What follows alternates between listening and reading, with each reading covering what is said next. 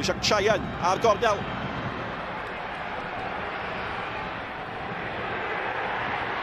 Zelarayán creisio cael y lle!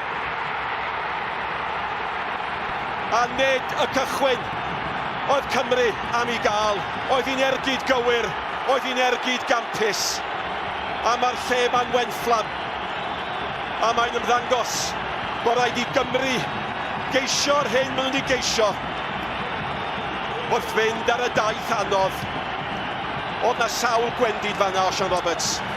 Oedd yn naturiol, ti'n bod sut wyt ti'n amddiffyn ciciau cornel, nid yn unig y cyffyriad cyntaf na, ond yr ail bêl wedyn ar gyrion y cwrt cosbi na. Danny Ward ddim yn siŵr os oedd ymwneud allan a'i hawlio hi neu aros. Da ni'n gweld y bêl yn cael ei chrymanu mewn. Ben Davies yn ymlaen am y gyntaf, mae'r bêl yn yr awyr am yn hir.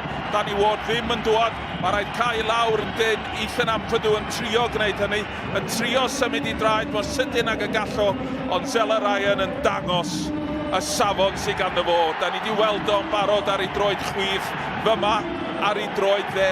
Mae'n Ergyd eithriadol o dda ganddo fo, a pan mae'n Ergyd yn dod i mewn o ddyn awr llath, chydig iawn o gyfle sydd gan Danny Ward yn y gol. Tair gol!